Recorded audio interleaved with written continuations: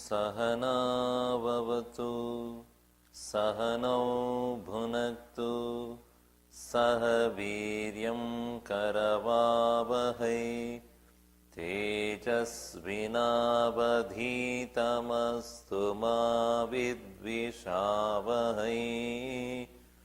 ॐ शान्ति शान्ति शान्तिः। समस्तजनकल्याणे निरतं करुणामयं नमामि चिन्मयं देवं सद्गुरुं ब्रह्मविद्वरम्। प्रातः स्मरामि हृदि संस्फुरतात्मतत्त्वम्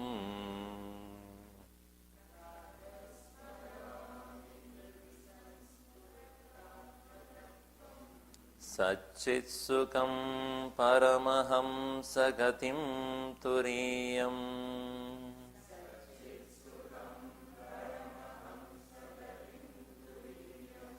यत्स्वप्नजागरसुषुप्तमवैति नित्यम्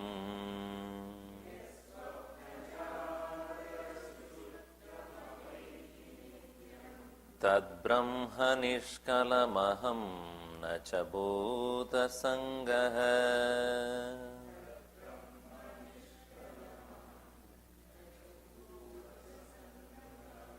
तपोभिक्षीणपापानां शान्तानां वीतरागिणां मुमुक्षूणामपेक्ष्योऽयम् आत्मबोधो विधीयते। Verse number 8, page 14. Upadhane kiladhare jaganti parameshware sargasthitilayan yanti budbudhani vavarini.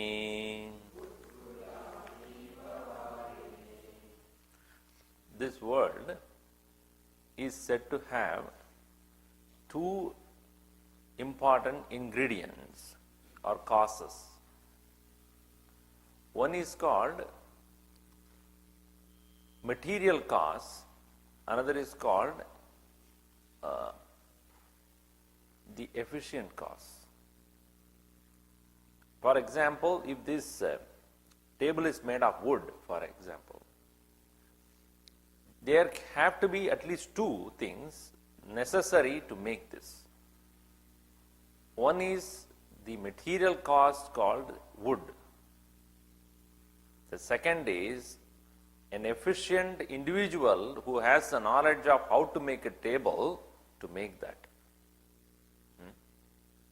If wood alone is there, the table would not have been. If wood is not there, a person who has the knowledge of how to make the table is there, then also it cannot come. So minimum two causes are necessary to make this happen. One is the wood, which is the material cause, and the second, which is the knowledge of how to make the table, which is the efficient cause. Now, if that is true, let us look at this stage made of wood and somebody who has the knowledge of how to make this carpet, the chair. Leaving aside these things which are made by human beings, let us look at the mountains, trees, and the plants, human bodies, sun, the moon, galaxies, stars. Now, if you apply the same thing which you applied here into this wooden table to the mountains and the trees and the plants and the space and the galaxies, there must be a material cause which The Vedanta as well as Sankhya Yoga calls that as Prakriti.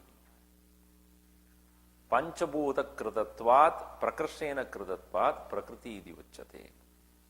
Pra means well. Kriti means done. Creation, kriti. Prakriti, this is procreation. It has been procreated, meaning it has been brought into effect. And therefore, the one which has made that possible, or the cause that is material in this world, is 5 in number. That is space, air, fire, water, and earth. If you remove all these 5 elements from any matter, it will disappear. So therefore, our masters have understood this is the material cause. But if that is the material cause, everything should look the same. But everything do not look the same. Everything is unique, particular name, form, combination. Therefore, there must be some efficient cause which is making the distinction, or which is capable of making the combinations. They understood that to be, according to Sankhyan system, the understanding is that one which makes this individually unique possible. It's called Purusha.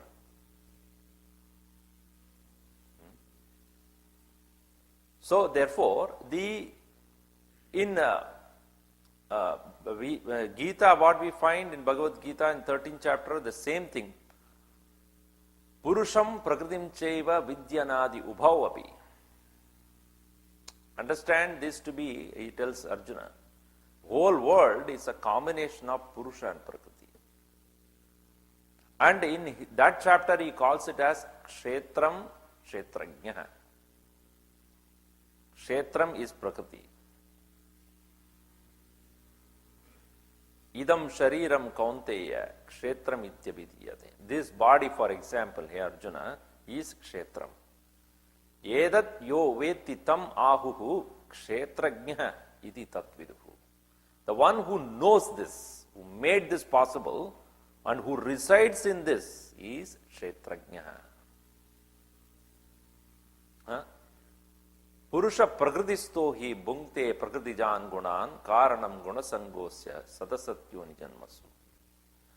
The Purusha resides in this body and experiences the various things through this body due to association with gunas. So Purusha is the efficient cause and Prakriti is the material cause. And the Prakriti is capable of doing anything only with the hands of Purusha. Therefore, this Prakriti is called Shakyate, possible. Tasmad Shakti iti uchyate. In Sanskrit, Shakyate means possible. Jnatum Shakyate, Dhatum Shakyate, Drashtum Shakyate, meaning possible to see. Shakyate, Shakti. And the one who is making it happen is Purusha. Other way around we look at it. Purusha is not capable of anything without the help of this Prakriti, for there is no means for him to express. Otherwise he will be just present only. His expression will not be there. So combination of this Kshetraknyo, this together alone, this entire Prakriti, entire world, all. In the Western psychology or Western philosophies, for example, it will be known as spirit and matter. Now, if this is understood, each one of them, each one of us, each one of the things are a combination of Purusha and Prakriti. Even the mute thing. Mute thing also must have the efficient cause, otherwise this would not be made. This is a perception of the masters. Together, these two, when it is entire the world is seen in that way, entire world is seen as the combination of these two, that one is known as, that power is known as, which is a combination of both Purusha and Prakriti, is called Ishvara.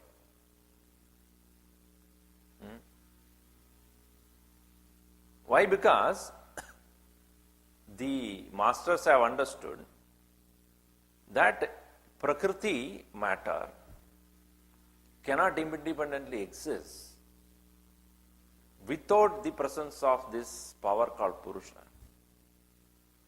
And Purusha, as I said, cannot express without the Prakriti. Now, where does the matter come from? That's the next question they have asked. Who created the matter? How did the first matter come into existence? So in the Semitic religions, it is said the world was nothing but the word of God. The word and the word.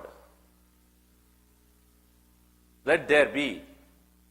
The Lord said. The world came into existence. Created the world, and seventh day he took rest. That's what the idea is. No, Vedantic masters cannot just go by commandments. They just have to ask questions. Why and how and when. You know, the usual question is which came first? Egg came first or the chicken came first, right? Chicken or hen? Chicken or egg. So, one person asked me, you Vedanta students or teachers, no, I have a doubt. Answer this, then I accept you as a teacher. Tell me what it is. Which came first, egg or chicken? Answer this. And what will you answer? So I told him, whichever you order first.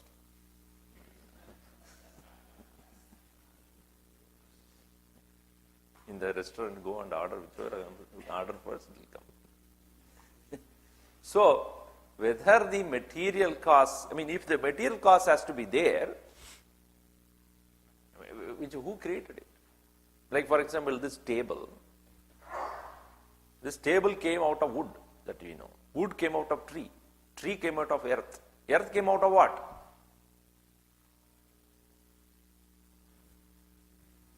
So if there is a cause for the material,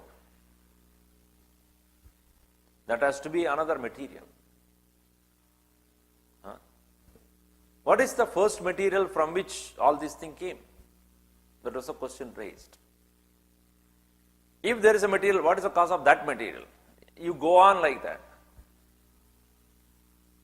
So therefore the Upanishad says, Tasmatma etasmat akashas sambhutah akashat vayuhu vayoho agnihi agnehe apaha adya prathivi prathivya oshadayah oshadibhyonnam annat purushah purushonnara samayah.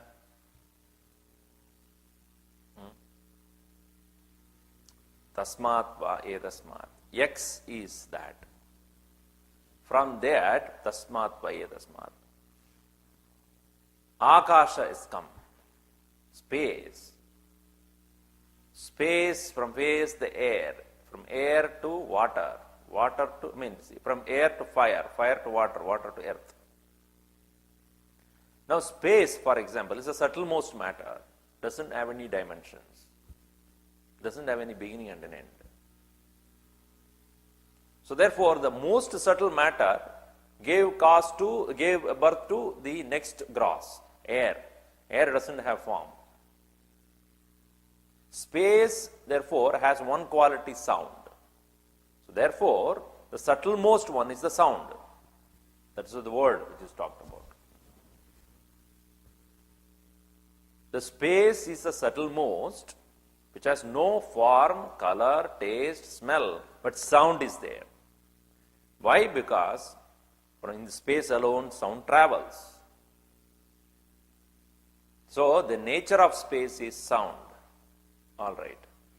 When it is grossified in the next level, the next stage of development is the air, which has the quality of movement and also the quality of touch.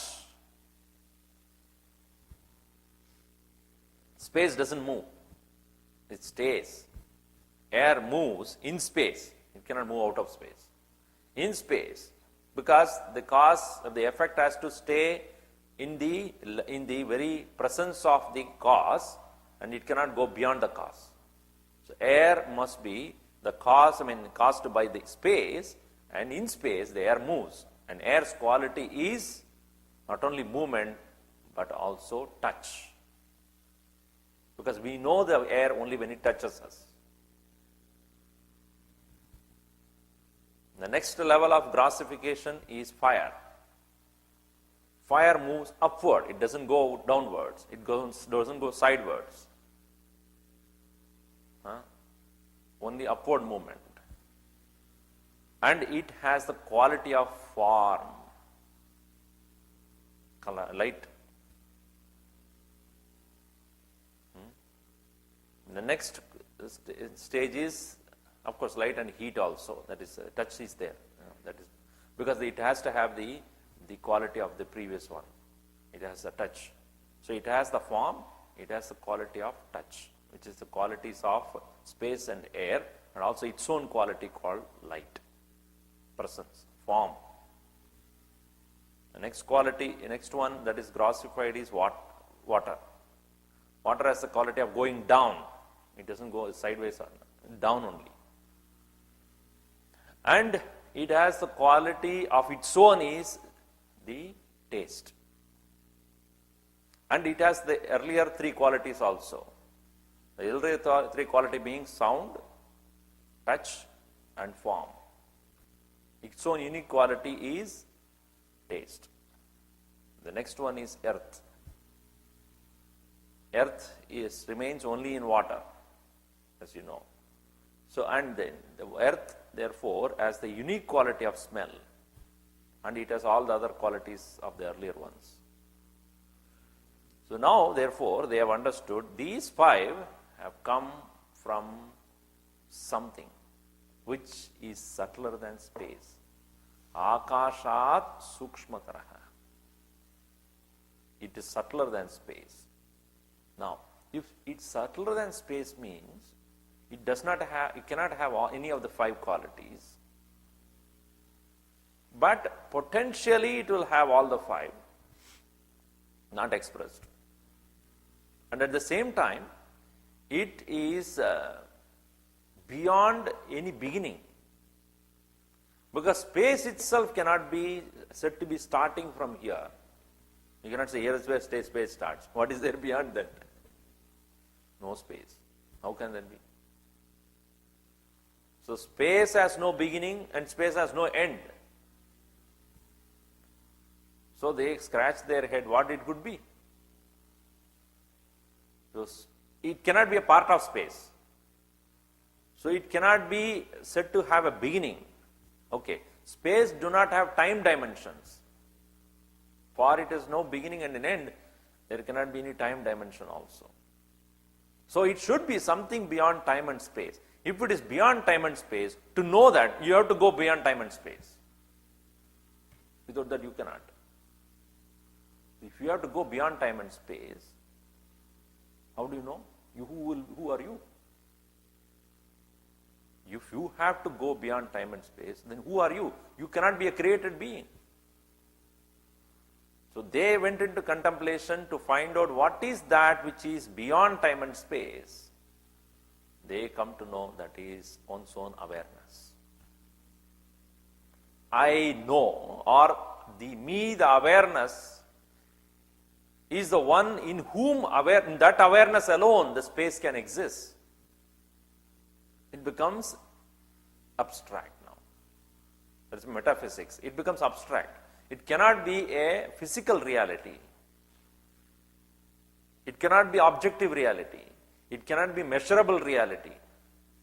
It cannot be relative reality.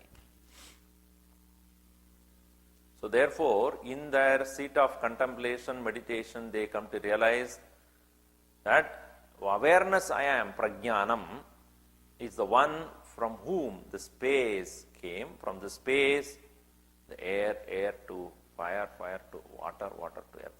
Tasmat va etasmat. Therefore, from that alone, from that means what? X. Akasha sambodha, akashat vayu, ayu, agni, agni apaha, adya pradhivi. Pradhivya oshadaya. And all the various plants and other things came from the earth. Oshadi, bhyonnam, from that plant, etc., are the food. Purushaha, annara, samayaha, and individual beings are nothing but combination of all these five. Every living being. So every living being came from what? From that awareness alone. In other words, as we know, from the effect, cause alone the effect can come, and effect is nothing but cause in a different form. Therefore, each one of us are nothing but expression of awareness. When the awareness expresses both as spirit and matter, he is referred as Ishvaraha, the complete controller. Therefore, you see that word, Ishvare, Parameshvare, Sargastitilayan Yanti. Akila Adhare, who is the very substrat, support of everything, without whom both Purusha and Prakriti will collapse. So he himself is appearing as Purusha and Prakriti. When he doesn't appear as Purusha and Prakriti, he is Brahman. When he appears as Purusha and Prakriti, he is Ishwar. What do you call it? As God in religion. When religious principles call it as God, they are referring to expressed form of Brahman. He can be in any form, every form, uniform. But that is understood only by the Hindu masters, because God is the expressed form of Brahman, the absolute. But the concept of Brahman is not there in any other philosophy. They only go up to God and then forget about it. Worship God, pray to God, admire God, confess to Him, all those things are fine. But our masters did not stop there. Who is God? Who is he or she? Whatever. There's no sex there. Who is that? That's why Brahman is neutral, not male or female. God. In Tamil, this God is referred as Kade Ul, the ultimate. How many of you know Tamil? Kade Ul. And peculiar thing is, there are enough people, they say, Kade Ul Illai, meaning there is nothing inside you. Good, we know it. When looking at you, we know that there is nothing inside you. Go out. Deep within. Kade means deep. Ul means within. Deep within, or each one of us, is His presence. Now, therefore, this God is Guda. Guda means hidden. Guda, not good, that Gujaratis put good, not that one. Good means deep within. So, deep within you is the presence of awareness.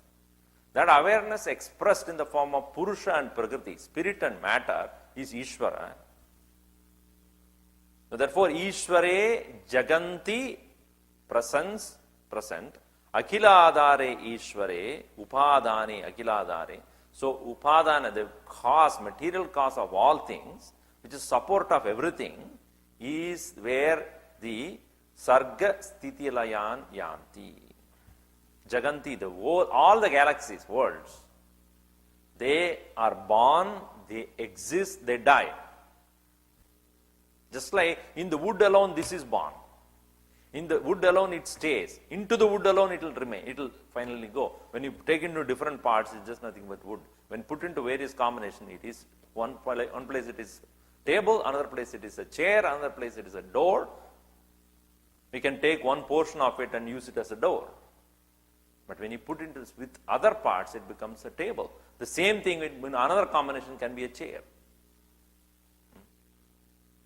So chair, table, window, etc. are combinations of one thing. What? Wood.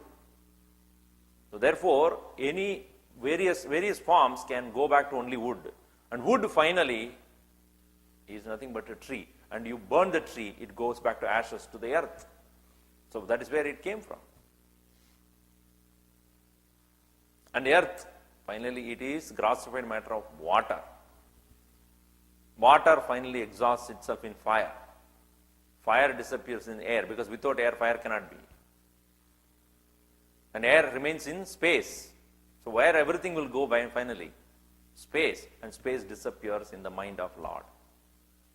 That's why it's called Akasha. So that's why if you go to Chidambaram, there's a place in Tamil Nadu, the Lord is worshipped as space. You go there, you look for something, nothing will be there. Where is the Lord? Here. Where? Here. Where? Here. You look for something, nothing will be there. Chid Ambaram. Space of consciousness. The consciousness is in the form of, space itself is the expression of consciousness. That's all it is. There's nothing, nothing worship, nothing to worship. This is taken up by the Islamic people, and then they look around here and there and say space. There's no form. Anyway, so therefore, this Ishvara is, because I am clarifying this to you, because if you understand this, it's very easy to proceed further. Otherwise, you'll get stuck some word called Ishvara. You do not know what it would mean. Gurudev also writes the explanation on that. Now, this consciousness or awareness exists. It exists not in the period of time, but it has presence. Presence not limited by time. Presence not limited by any other support. And that presence, which is not limited by time or an object, is referred as Sat. Sat is existence without support. Sat is existence without time. Sat is existence without objects. So I exist when you say, you refer to this body. I exist. I exist here and not there. So that existence is qualified existence. Without this body, you cannot refer to yourself as this. So I exist when you say, you are essentially referring to your body existence. Bodily existence. And therefore, when the bodily existence is gone, you cannot experience the existence. Unfortunately, that is how we refer. Therefore, when the bodily existence is gone, in Tamil they say, Sat Poch. Sat is, existence is gone. Now the question is, how can existence disappear? Into what? But when we have to say existence, we refer to only the bodily existence. But pure existence, that's why the word pure existence is used. Pure existence is existence without cause, object, or time. And this existence I know. It's not a mute existence like an object. I know. As I explained. So existence with awareness, it's called Sat and Chit. So this existence is awareful existence, conscious existence, not an unconscious, inert, material existence. So this Atman, which is none other than the individual experience of existence and consciousness, when it is referred as the existence of all is referred as Brahman, Brihatvat, Brahman. And Atman, it is Atman. And to woman also. It's called Atman. And when it is referred as whole, like I am an individual. But when a part of a whole community, then it's referred as community. What is the community? The same one which is referred as many. So the existence which is awareness, which is referred as Atman, as an individual level, itself is Brahman when it comes to everything. Therefore, in the next verse, in verse number 9, Satchidatmanyanusyute Nityo Nitye Vishnu Prakalpitaha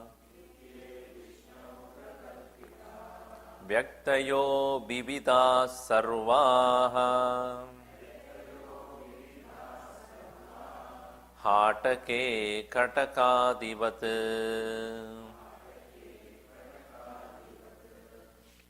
In this awareness and existence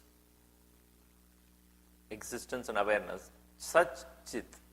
What is that? Atman, the self, which is pure existence and pure awareness, which is anusyute nitye, which is all pervading.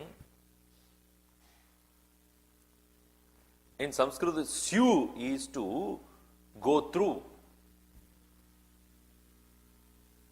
That's why in English it's sewing. Here they call it a sewing.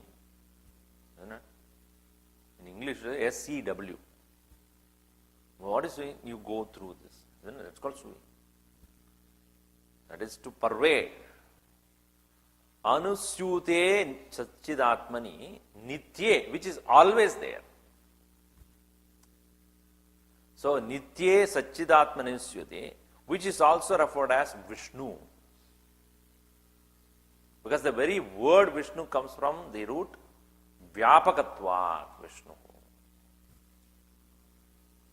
Vyapakatvat means that which is Sarvavyapi. Sarvavyapi, all pervading. Vishnu Prakalpitaha is being imagined. Vyaktayaha Vividaha Sarvaha. Vivida means variety. Sarvaha, all these varieties which are Vyaktayaha manifestations are all Prakalpitaha, are imagined. So the mountain, river, sun, moon, stars, plants, animals, these are all nothing but this one expression only. But they are seen as variety.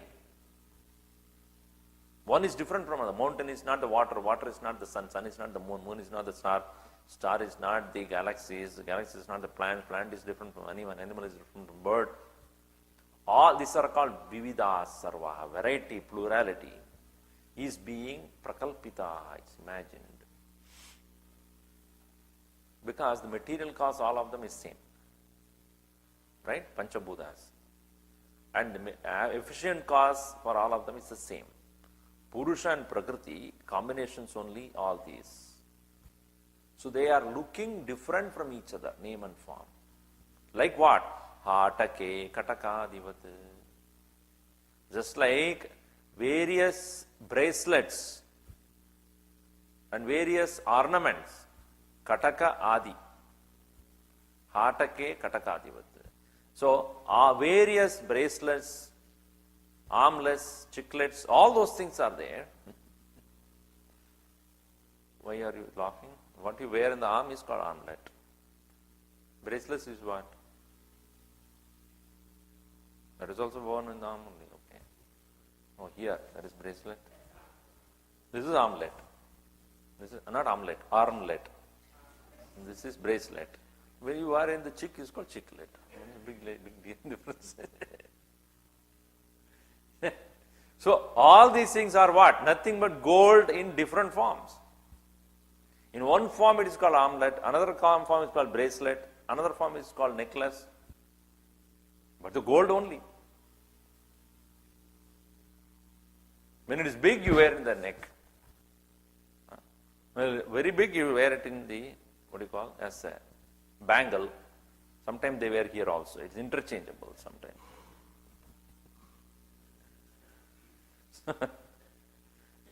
So armlet, bracelet, all those things, nothing but gold. In the same way, these one thing called Satchit Atman is itself is appearing as both material and efficient cause, and varieties of forms are there. So all that you see are nothing but expression of one itself in many, many forms. That's why in the Upanishad it says, Isha Vasyam Idagam Sarvam Yatkincha Jagatyam Jagat. That Ishvara alone is spread everywhere. Tena Tyaktena Bunjitaha Magradakasya Siddhanam. With that understanding, rise above these names and forms. Tena Tyaktena Tyagena Bunjitaha. Enjoy this world knowing that one presence everywhere. Kasya Siddhanam. Do not covet anybody's wealth. Everything is one only. So therefore, Vyaktayaha Vividaha Sarvaha, various varieties of manifestations. This is the vision of the great masters. Seeing that oneness, unity in diversity. And seeing that unity, one does not have any hatred, nor doesn't have any idea of possessing anything. That is called freedom, where there is no raga and dvesh. There is no ownership, there is no hatred about anything. Everything is the same. And that is the nature of the enlightenment. Now, to make it a little more clarified, clear, from Akasha I start. Yatakasho Rishikeshaha Nanopadigato Vibhuhu Tadbhaved Tadbhedat Bhinnavad Bhati Tannashe Kevalo Bhavet. Yatha, just as, Akashe, in space, Rishikeshaha. Rishikesha is the name of the Lord. One meaning is Rishi Keshaha. You can divide that in two ways. Rishi plus Keshaha, which literally means curly hair, the name of Krishna. But that is not the meaning here. Rishika Ishaha, which means Lord of all senses. So here, Rishika Ishaha, Rishikeshe, but in English they write Rishikesh, where the Rishis, R-I-S-H-I, actually it is H-R-A-K-E-S-H, Rishikesh, like Haridwar, They write Hardwar now, H-A-R-D-W-A-R. It's a hard war. You know what happened during the British time? There was a fight between Shaivites and Vaishnavites. They always have a fight anyway. Because one put like this, another put like this. So there is always a cross between them. And together they become cross anyway.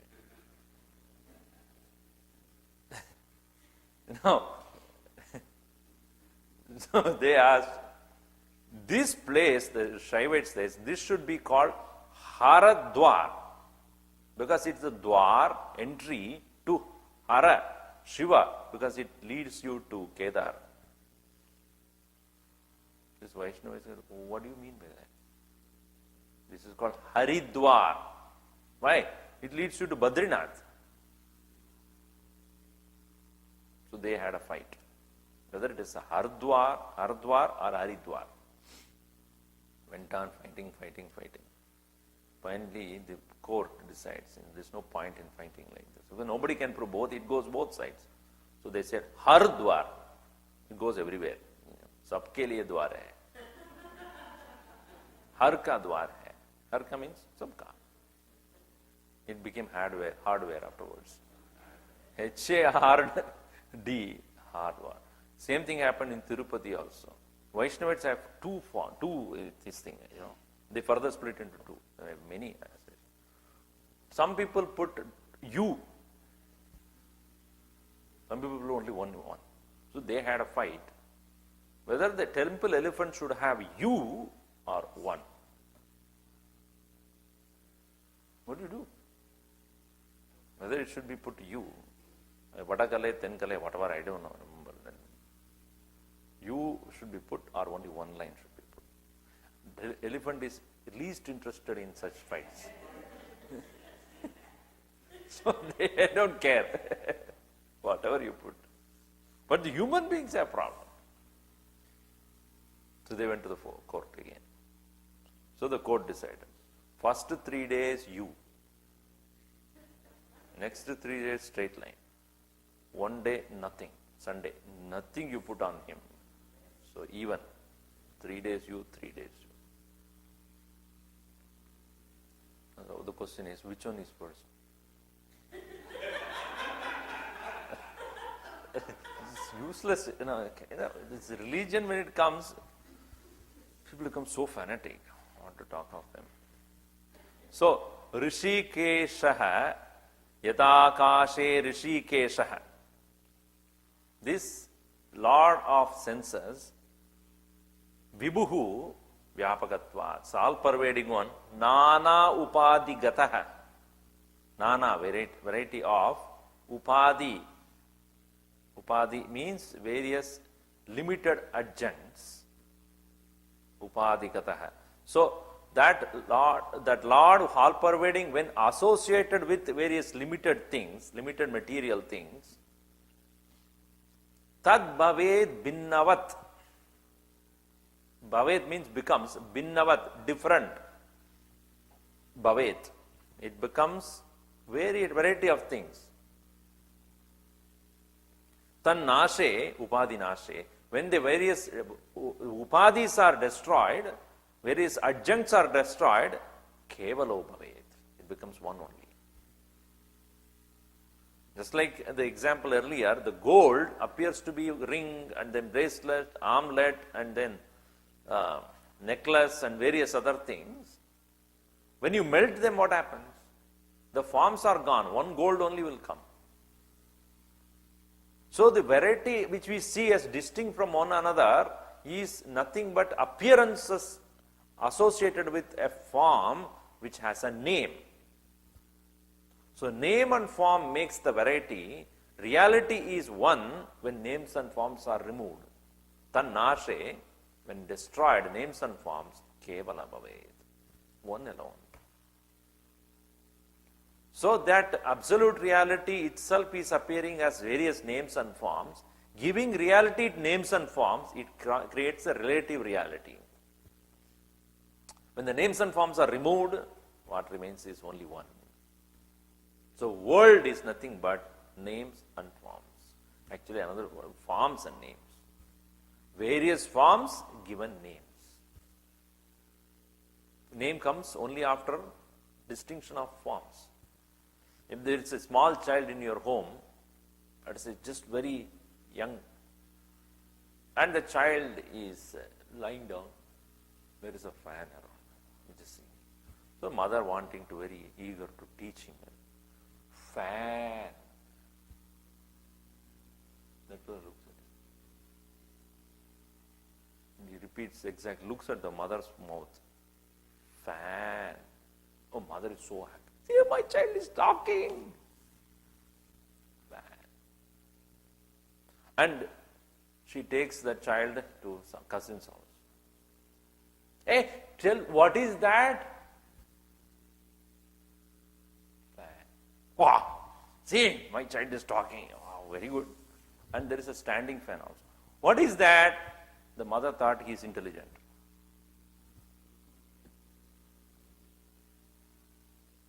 He doesn't know. Even though that is also fan, he does not know. Why? Because it has to be above. It's not above. And that is swinging. This is not.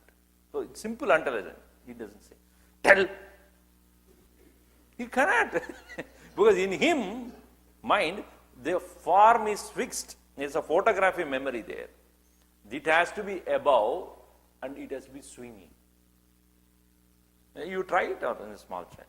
You put the fan on and then say fan, fan, fan. After that you switch it up and ask him, he'll get confused. You're not moving. So then when you show to another standing fan, he will get confused. Why? Because it's not the same. So name goes by the form. In our mental registry in the brain, it registers only with respect to the form. You change the form, you will not understand. So, but later on as he grows up, he will understand the same one which is above is now put here. So, therefore, forms create the connection to the names. Is that clear? When the form is not there, name will disappear. But on the other hand, when you tell a name of a thing, what comes to your mind first is the form.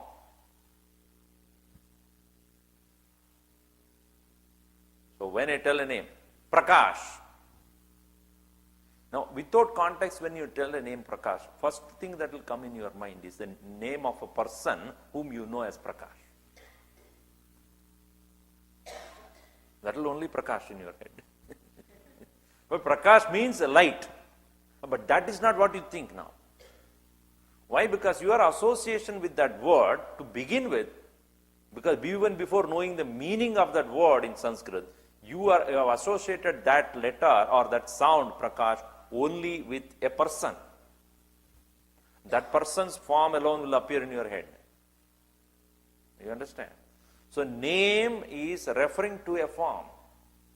And a form has a name. So this is the connection between name and form. So the names and forms create the variety of experiences in us. You go to a Bengali shop, the same curd or milk is itself given to you as ras malai, rasgulla, ras that, ras this, chum chum, bum bum, and all those things are nothing but milk and sugar, nothing else. Why do varieties of forms? You like it that way.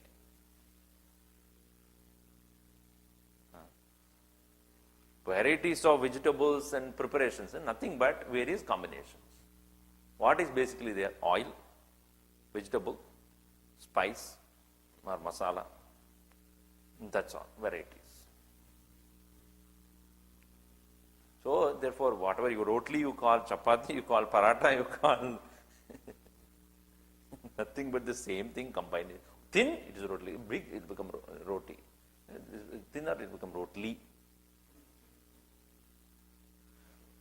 So names and forms are, according to the form, the name. But the reality is the same. So when the upadhi is removed, what remains is the one presence, that tannashe sati kevalopaved. It's one alone. So it is to make our mind clear that the upadhis are various limited adjuncts. The word upadhi comes, right? Let me clarify this point. Upadhi means it has a specific quality. What is it? In Sanskrit it is explained as upe samipe stitva swiyam rupam anyatra adadhadi iti upadhi. Every word in Sanskrit is defined.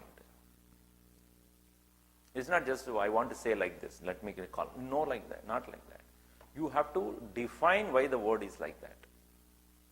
There are two, anyway, the upadhi, let us take that word. Upa means near. Samipa. Upasana. Upasana means staying near. Asan, to sit. Upa, near.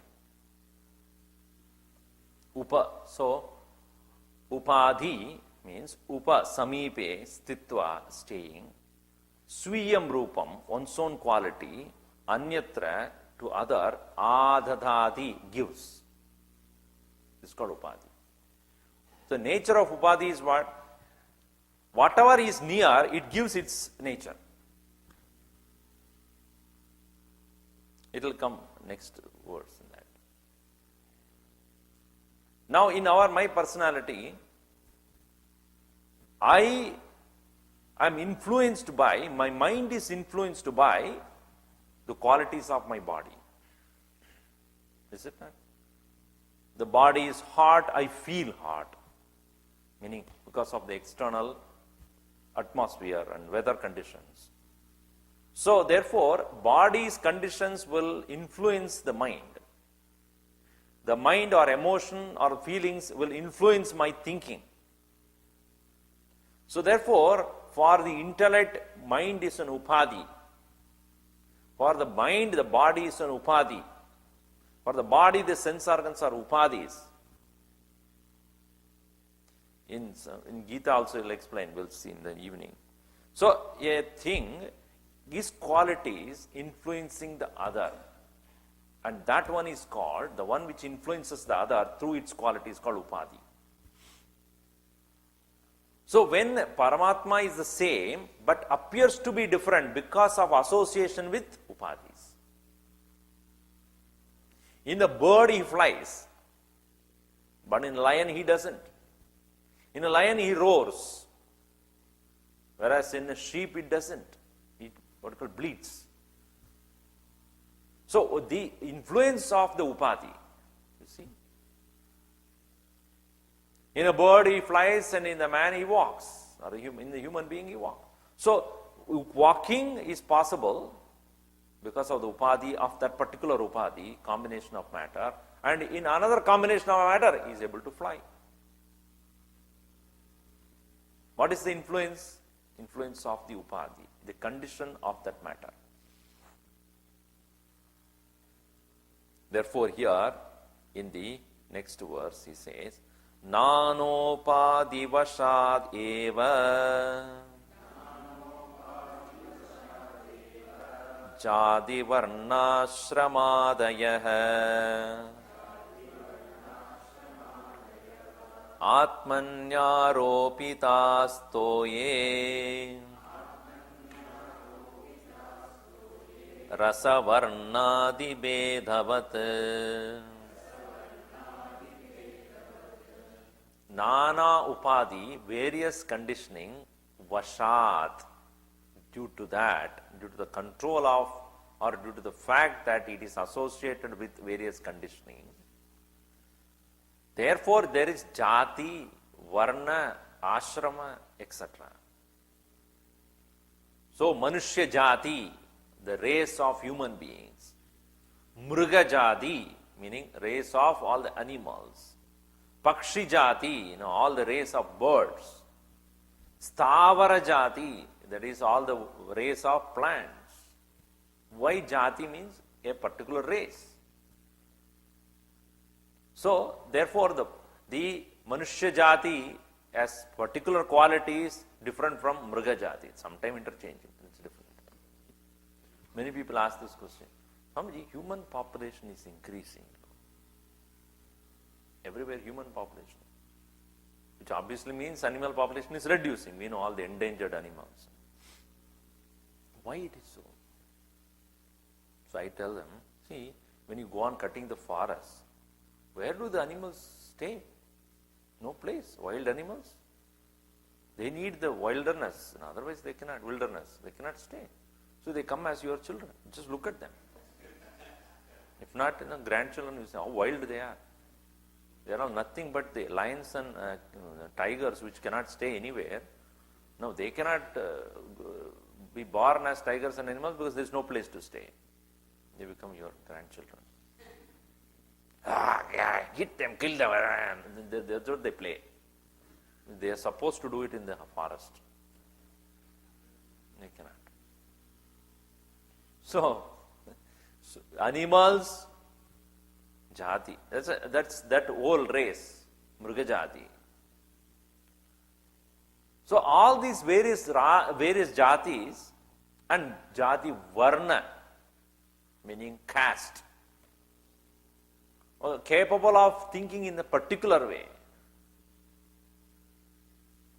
So jati, ashrama, stages of life, varna, bheda. So all these various caste, color, and lineage, what called the race, etc. Caste, color, and position.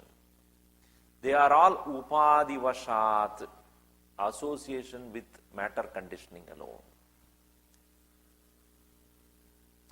So the matter conditioning determines what way you think. As I said yesterday, if a person is born to a carpenter, he can think only in that condition. If he is born of scavenger, that person will think only in that way. Brahmana, then he will be thinking, and Kshatriya will think in that way. Because of the influence of the association.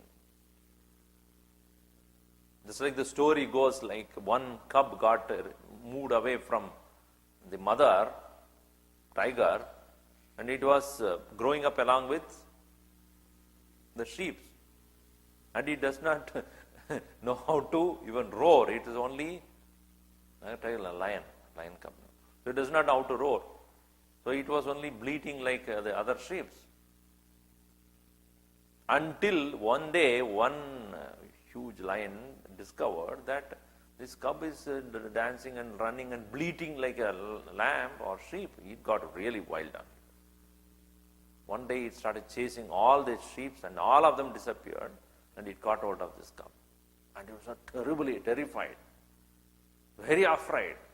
Because from the very early stage that was taught that this is enemy, this is this is a killer, this is violent, etc. So it was really afraid. So that fellow took him by the neck and brought him to a well. And then asked, now look at the water. He looked at, what is this? You and me are the same. You are not a sheep. You are a tiger, potential. I mean, you are a lion potentially. You are bleating like the lamb. Roar like that. Oh! That would have, hey, nothing. Go on. So therefore, finally it was, because its nature is there. But association makes it like, so in the same way, upadi vashat, due to association, jadi, varna, ashrama, vedas. Why it is so? Atmani aropitaha sarve. It is all superimposed upon the self. Really, Paramatma, the self, does not have any qualities of the adjuncts, conditions. It is not limited like the body. It is not to feel or have emotions like that of the mind. It does not have the process of thinking. It is just pure awareness. Thinking only when associated with the intellect, feeling associated with the mind, and all sensory experiences associated with the body. So therefore, just like example is toye rasa varnadi bedavat. Just like water does not have a taste. But when associated with the salt, it becomes salty. It becomes sugar, it becomes Gujarati dal. So it's that way. So it is associated with a particular thing. It changes its quality. So when associated with the water associated with the salt in one way, sugar in one way, and various other things. Rasa, varna, adi. And also you put the water in a blue cup, it appears blue. In a red container, it becomes red. Is it red? So water does not have any color. Water does not have any particular taste. Rasa and varna is not there. But associated with something else, it has that rasa and varna. Color, taste and color. In the same way, Atman, the pure self, pure existence awareness, does not have any qualities of the upadhis unless it is associated with that. So this Purusha is immaculate presence. But when associated with Prakriti, it becomes the variety. So this is the idea which Atma Bodha gives. If you go on understanding, the whole Vedanta is contained in this. Because it goes very systematic. The Upanishads do not talk in this way, step by step understanding. That is why we need masters like Shankaracharya who will explain everything in detail, so that when you go back to read the Upanishads, you will have no ambiguity in thinking. You will know exactly why a thing is said in the way it is said, because the fundamental understanding becomes clear. Just like when you teach mathematics, when the basics when you know, then when you go to the advanced one, you will easily understand, okay, this is how it is. People go, no, I want to read Upanishads. Read Upanishads. Nothing you will understand. Why? The basic funda is also there, mental is also there. It's fundamentally wrong. So, what will you understand? I have a pride. I am reading Upanishad. Ashtavakra Gita I am reading. You look like Ashtavakra only because you basically don't understand. Start from the basics. That's why when we teach, we start with Tattva Bodha and Atma Bodha, and you go stage by stage by stage, then you will know the higher ones. Om Sarve Bhavantu Sukhinah Sarve Santu Niramayaha Sarve Bhadrani Pashyantu Ma Kaschid Dukkhabad Bhaved. Om Shanti Shanti Shanti Harihi Om Sri Gurubhyo Namaha Harihi Om.